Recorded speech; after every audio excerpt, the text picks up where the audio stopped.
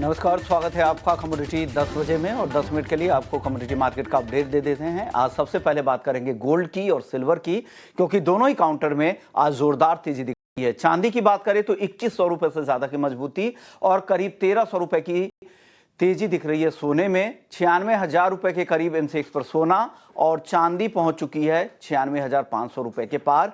कल भी 1.5% से लेकर 2% तक की तेजी गोल्ड में दिखी थी, तो एक जबरदस्त तेजी वापस से लौटी है। सबसे बड़ी वजह यही है कि जियोपॉलिटिकल कंसर्न फिर से एक बार बढ़ता दिख रहा है। इजराइल पर हुती के मिसाइल अटैक के बाद से इजराइल अब एक्शन में है, तो वापस से रिटेलिएटरी एक्शन इजराइल की तरफ से देखने को मिल सकता है। तो ये एक बड़ी चिंता है। साथ ही भारत पाकिस्तान को लेकर तो तनाव बना हुआ है ही, और साथ ही इसके ऊपर और भी ज़्यादा जो सपोर्ट कर रहा है गोल्ड के भाव को वो है ट्रंप की टैरिफ पॉलिसी। अब उन्होंने इंटरनेशनल जितने भी फिल्म्स है जो यूएस के बाहर में प्रोड्यूस होती है, बनती है, उन फिल्मों पर वो 100% टैरिफ लगाएंगे। यानी जो अमेरिका में रह रहे लोग जो बाहर की फिल्में अगर में देखना चाहते हैं उनके लिए अब टिकट काफी महंगा हो जाएगा। साथ ही 2 हफ्ते में वो फार्मा टैरिफ की भी बातचीत कर रहे हैं। तो ये सारी चिंताएं गोल्ड के मार्केट को वापस से सपोर्ट कर रहा है। और गोल्डमैन सैक्स की वापस से रिपोर्ट आई है गोल्ड पे, उन्होंने फिर से दोहराया इस बात को कि गोल्ड कॉमेक्स पर $3700 साल अंत तक जा सकता है और एक्सट्रीम केस में $4500 का टारगेट फिर से दे रहे हैं।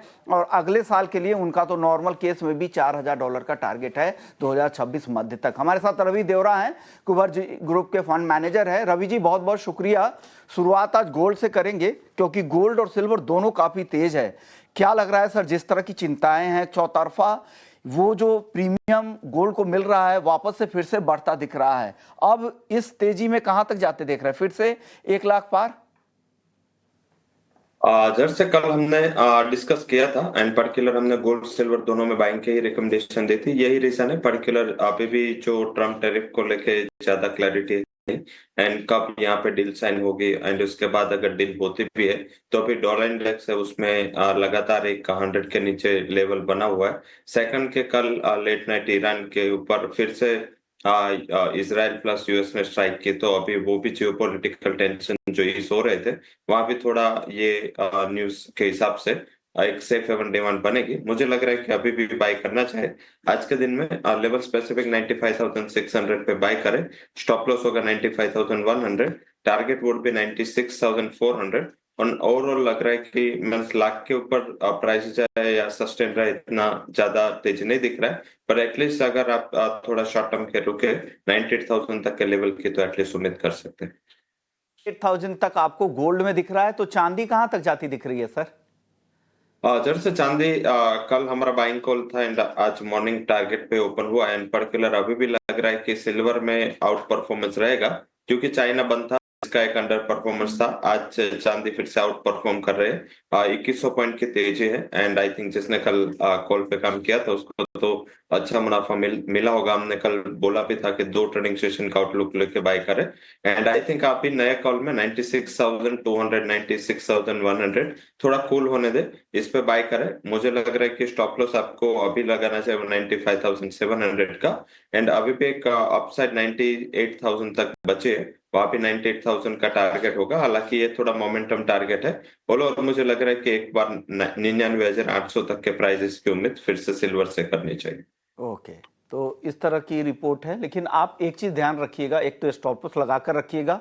माहौल अभी ठीक नहीं है तो किसी भी तरफ बाजार टर्न कर सकता है। ये तेजी कहां तक जाएगी या वापस से मुनाफा वसूली होगी, ये कहना ऐसे माहौल में जब वॉर जैसे सिचुएशन हो या फिर इस तरह के जियोपॉलिटिकल कंसर्न हो और ट्रंप जैसे अगर लीडर हो जिनकी पॉलिसी भी नहीं है कि वो आगे क्या फैसले लेने वाले हैं, तो ऐसे दौर में एनालिस्ट के लिए काम काफ़ी ज़्यादा चैलेंजिंग हो जाता है। तो आपके लिए रिस्क मैनेजमेंट के लिए यही सलाह है कि आप अपना स्टॉप लॉस प्लेस करें, आप जितना रिस्क ले सकते हैं वही ले, या फिर इन्वेस्टर बन जाए, वेट करें नीचे आने का, फिर आप खरीदारी करें।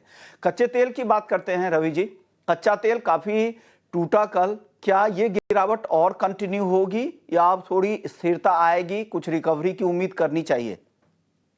जैसे आप राइटली पॉइंट आउट किया आपने कि मार्केट काफी अनसर्टेन है, काफी कमेंट में एंड मींस के वर्ल्ड की largest and second largest economy दोनों से कमेंट जो आ रहा है काफी वॉलेटाइल है। तो आई थिंक इसमें बेटर है कि जो लोग थोड़ा बहुत कम रिस्क लेना चाहते हैं वो ऑप्शन प्लेटफॉर्म का यूज करें, वहां पे ध्यान रखें। अगर ऑप्शन से आप ट्रेड करेंगे तो आपका रिस्क काफी लिमिटेड होगा और रिटर्न आपको मार्केट जैसा मिलेगा। तो मेरे हिसाब से ये एक स्ट्रेटेजी है। बट आज जो ऑप खुला है वो थोड़ा geopolitical tension between Iran and US हिसाब से प्राइसेस में चल है। एंड कल सऊदी ने भी लेट इवनिंग अपने एशियन रिफाइनर के लिए दाम बढ़ाए थे, तो हिसाब से प्राइसेस में आज अपसाइड देखने को मिले हैं।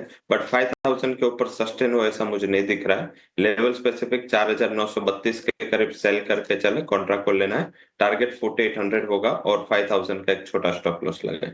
ओके, तो आपको लग रहा है कि ये तेजी टिकेगी नहीं, जो अपने ग्राहकों के लिए जो सऊदी की तरफ से दाम बढ़ाए गए हैं उस वजह से ये बाउंस बैक है, लेकिन ये टिकाऊ नहीं दिख रही है। मेटल्स में क्या पसंद है सर आपको? मेटल में जिंक पॉजिटिव दिख रहा है यहाँ पे। वैसे टैरिफ का कोई रिस्क नहीं, ना तो उसके ऊपर कोई कमेंट आ रहे, तो मुझे लग रहा है कि यहाँ पे थोड़ी सेफ्टी है। जिंक को बाय करें। बाय करना है अराउंड 247, स्टॉप लॉस लगा है 244 एंड अपर से जो टारगेट है वो 252 तक आता हुआ दिख सकता है। तो मुझे लग रहा है कि यहाँ पे फोकस करें। एंड डिप पे मिलता है तो कॉपर पे अच्छा कमोडिटी है 845 के करीब, 838 के स्टॉप लॉस के साथ। एंड अपर से जो टारगेट वो 855 तक आते हुए दिख सकते हैं। चलिए एग्री मार्केट की सर कुछ बात कर लेते हैं। एग्री में हल्दी से शुरुआत करते हैं। हल्दी कल काफी टूट गई थी, क्या मौका है या और इंतजार कर ले नीचे आने का? जरूर से कल काफी गिरावट थी, हालांकि मीन्स के आज भी जो मोमेंटम मॉर्निंग में है वो उसमें अभी भी डाउन है। प्राइसेस अभी मई कॉन्ट्रैक्ट देखे तो वो 13,750 के लो करके अभी ट्रेड कर रहा है। तो मुझे लग रहा है कि एक बेटर लेवल है।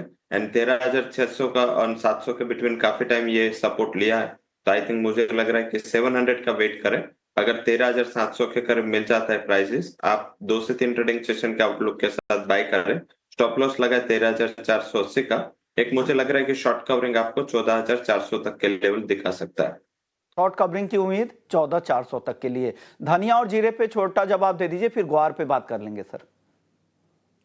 धनिया में मुझे लग रहा है कि यहाँ पे स्कोप बन रहा है। धनिया में थोड़ा मीन्स के बाइंग का मोमेंटम है। शॉर्ट टर्म के लिए धनिया बाय करे। ये current level stop loss 7370 and target होगा 7600। ओके, और जीरे में सर जीरा खरीदना चाहिए क्या 22,000 के पास?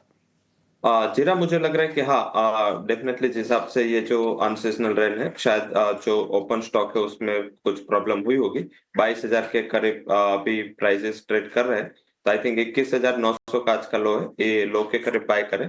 Stop loss 21,680, target would be 22,300। चलिए सर अब ग्वार की बात करते हैं। ग्वार काफी टूट गया है।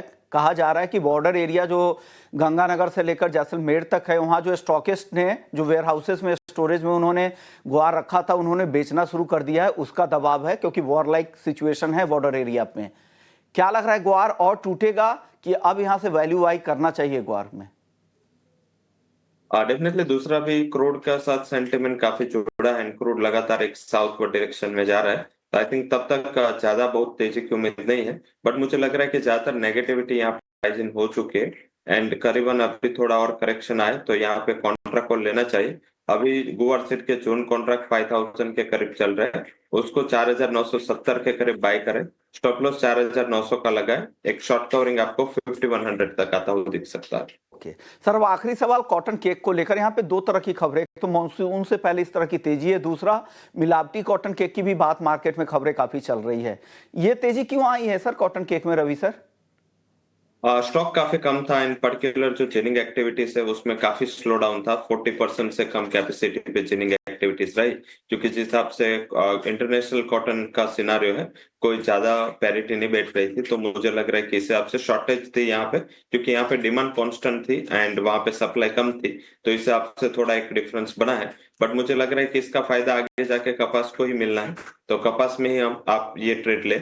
एंड 1570 के करीब प्राइसेस चल रहे हैं। 2 से 3 ट्रेडिंग सेशन के आउटलुक के साथ का बाय कर रहे हैं। स्टॉप लॉस लगाए 1545 एंड 1600 तक के लेवल की उम्मीद करनी चाहिए। इस टाइम पे लग रहा है कि कॉटन में कोई ज्यादा बड़ी उम्मीद नहीं करनी चाहिए, क्योंकि जब तक यूएस एंड चाइना के बिटवीन ट्रेड डील नहीं होती, यूएस का कॉटन चाइना बाय नहीं करेगा। और तब तक मुझे लग रहा है कि इंटरनेशनल सेंटिमेंट हायर लेवल से थोड़ा सेलिंग प्रेशर क्रिएट कर सकते हैं। तो ये राय है कपास, खली और कपास को लेकर। शुक्रिया रवि जी, आपने वक्त दिया और नॉन एग्री और एग्री दोनों मार्केट पे अपनी राय दे दी। चलिए वक्त है ब्रेक का। ब्रेक के